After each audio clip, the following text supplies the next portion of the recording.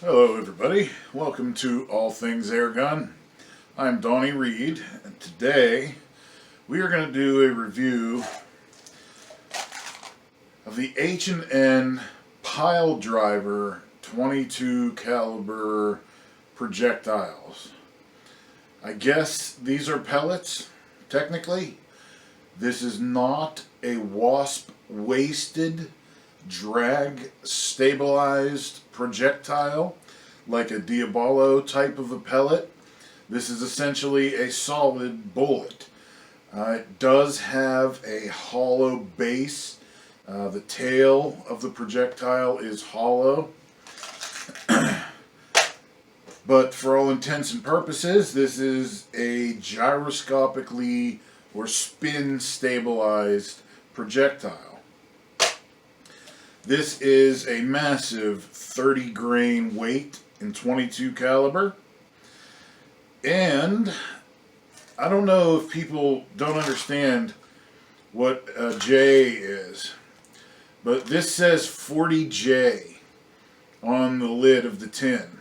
That J means joules. Joules. Joules are a measurement of energy. It's a metric unit. Our equivalent American unit is foot-pounds. 40 joules is equivalent to roughly 29 foot-pounds of energy. H&N lists the energy requirements or recommendations for their pellets on the tins. This is a Piledriver and it says 40 joules or 29 foot-pounds.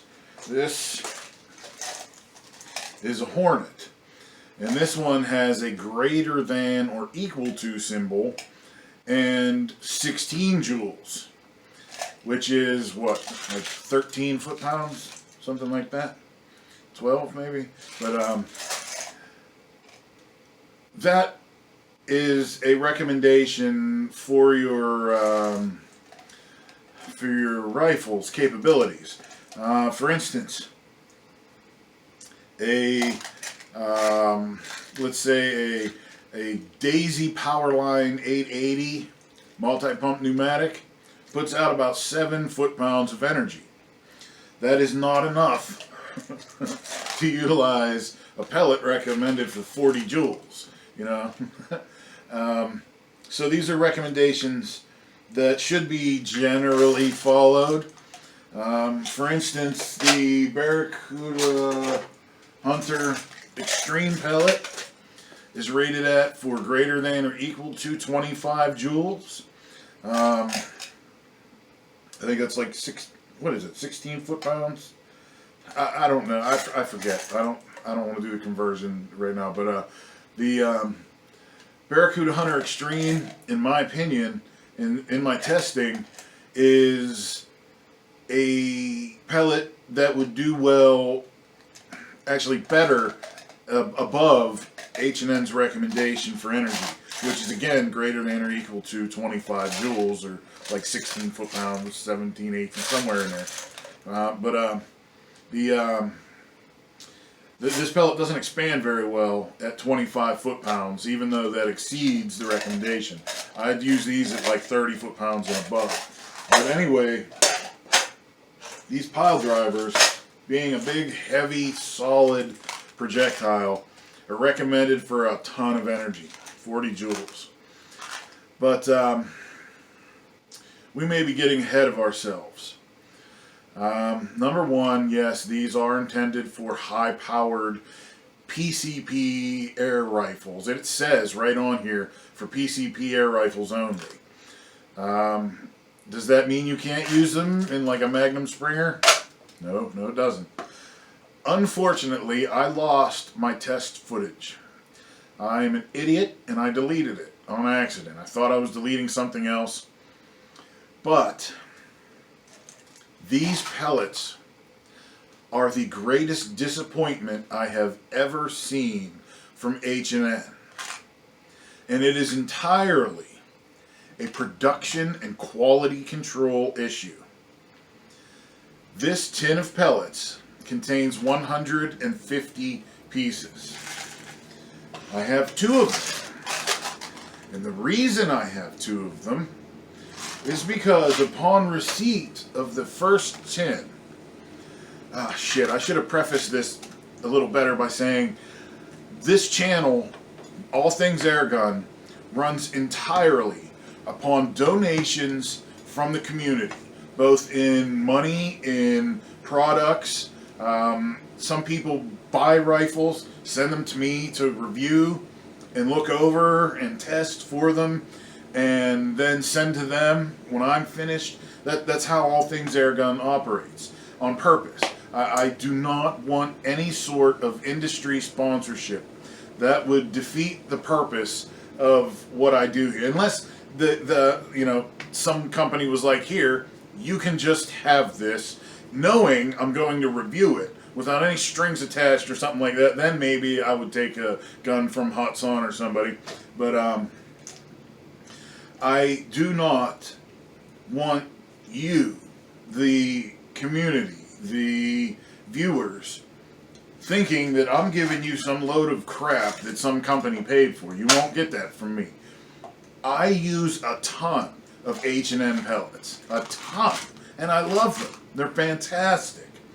These pile drivers are a heaping pile of dung. And it's a complete quality control and production issue.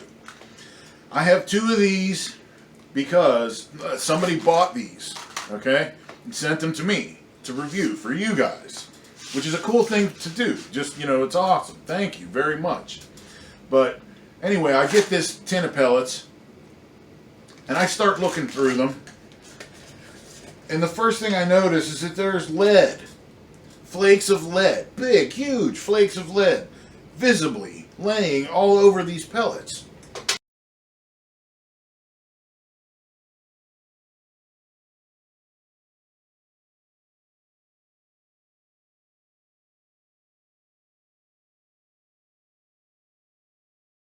So I start digging through them, and there's little flags of lead hanging off of these things, right?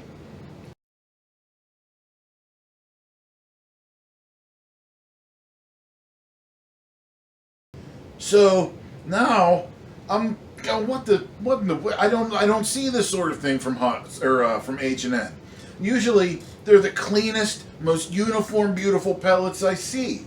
No damage in the skirts or anything. They're usually great. No, not these pile drivers, man. There's just lead everywhere. So now I'm picking these up and looking at them, and I notice that the way they're designed, there's a smooth dome. You'll see this in the pictures coming up. And then there is the side, which has these serrations in it, or knurls, or whatever you would call them. And you'll see in these pictures, almost every pellet in this tin was defective.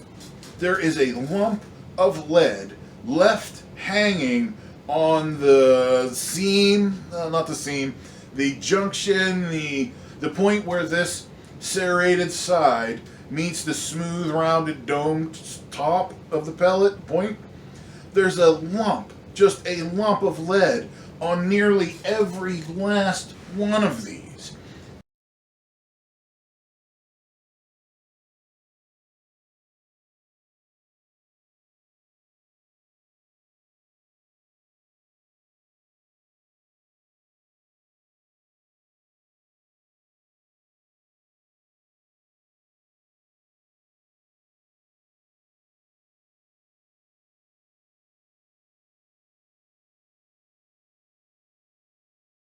And I literally went through and counted how many in this tin were good and didn't have that defect, and how many were defective.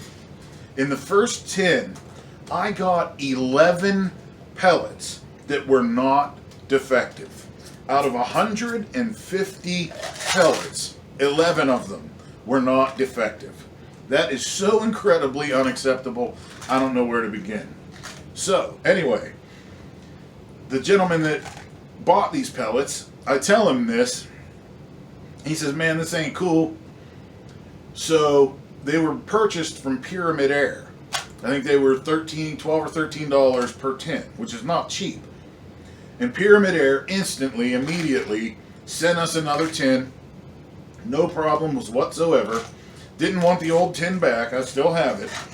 And I can't say enough good about Pyramid Air. Like I said, I'm not sponsored. I have no reason to kiss anyone's ass.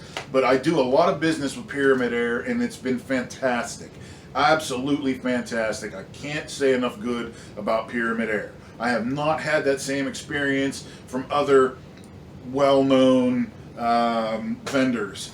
But Pyramid Air is right on the money. They're awesome. So they send another tin. And I get this tin with high hopes. And I had high hopes because the 11 good pellets I got from the first tin, I shot at 10 yards into a single hole. Those 11 pellets went into a single hole the size of one of these pile drivers. There was no group center to center to be measured. It was a single hole. So I get this second tin and I'm like, man, I hope these are good. They were not. The second tin, the replacement tin, out of 150 pieces, had 13 that were not defective. Every other pellet in here is defective with this stupid lump of lead.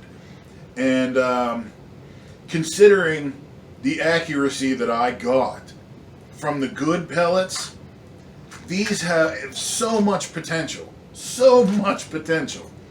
If you would make them right, H&N, my word, you have to see this. You can't possibly have any sort of production line where nobody would notice all of this lead laying in here. And you'll see these pictures I'm going to show you.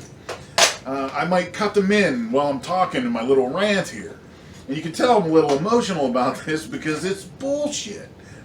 I don't know why any company would release a product that is obviously defective, let alone one that is probably as outstanding as this if it was just made right. That's all. I tested these in a brake barrel, Umarex Octane Elite, and they only put out about 20 foot-pounds of energy out of that rifle, but made a single pellet hole at 10 yards. Now,